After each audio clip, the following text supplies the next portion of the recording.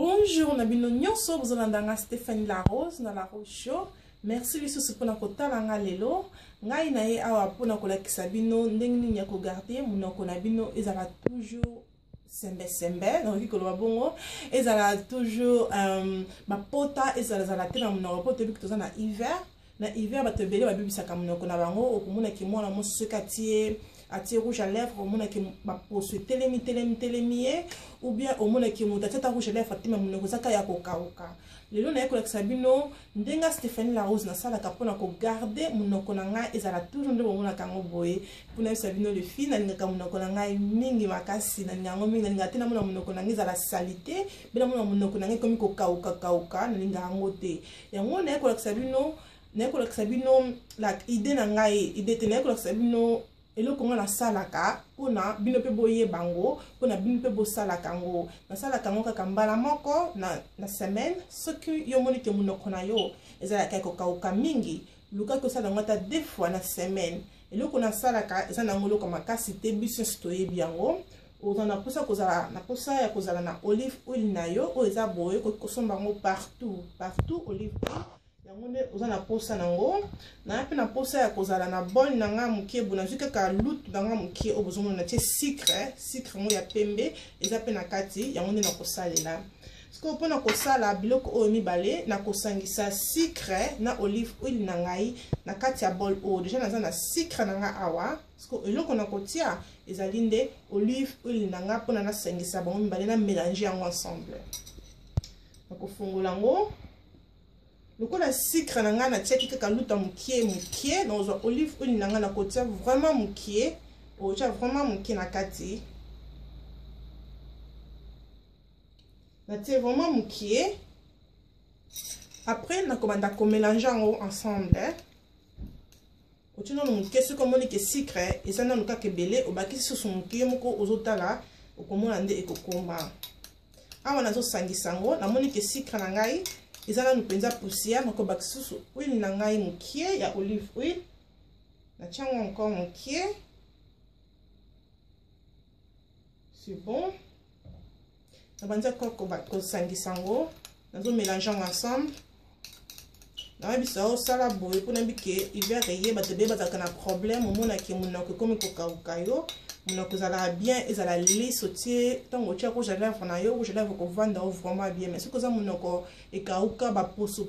au mona kata ce que tie rouge à lèvres ta ya cher ndenge nene e ko vanda bien te parce que munako na yo eza bien te donc bon mais ka vraiment eloko nazo la sabino bino moko boko commenter na se boko ça vraiment que oui La Rose eloko sala ki eza ya solo bon on na mélange yango ton na mélange yango e ko koma nga boye tango e koma boye na lukas ko na longola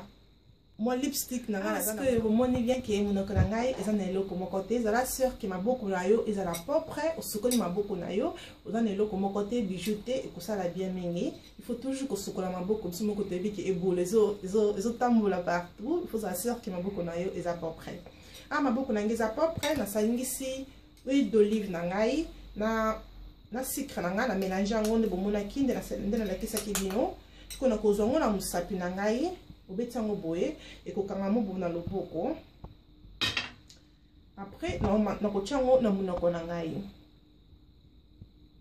bomunde nazotia to na tia yango boye nakomi komase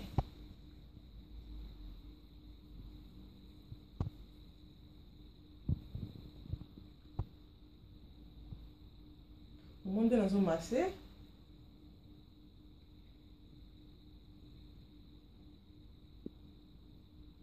donc ça le cola tant on zoma sang ozo ko cola mabele ndi bani kaka mabele et ça le cola mabele ozo ni kango boina ezo longola sko salité nyonso même ya kati vraiment ya monoko kuna omona ke ezo longola ngo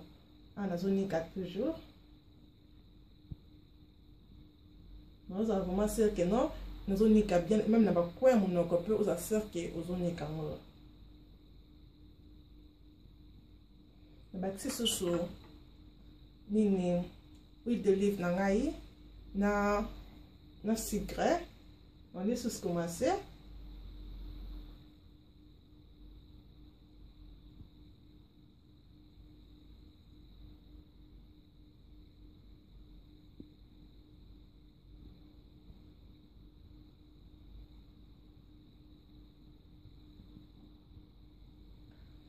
Tant na masse bino bomoni ekomi boye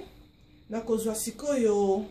esui na ngai o eza boza esui pona elongi eza kaka esui ya elongi yango nde nakosalela natiaki yango mai awa yango bozomona natiaki yango mai awa mo mai moko ya mwa ched na kopangusa monoko na ngai na esui oyo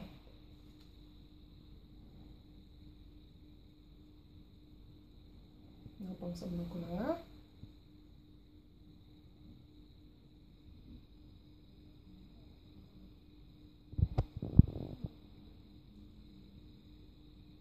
Vous allez cercle si craignons ça et longueur na monoko bino moko bomoni vraiment ndekomi bota ndekomi monoko na nga ekomi clean ekomi vraiment propre non bozomona ndekomi ce que nous connaissons kosala la sucre na olive oil eza ke etikaka sucre moko pe etikaka monoko soft pe omona ke tout ça ça bon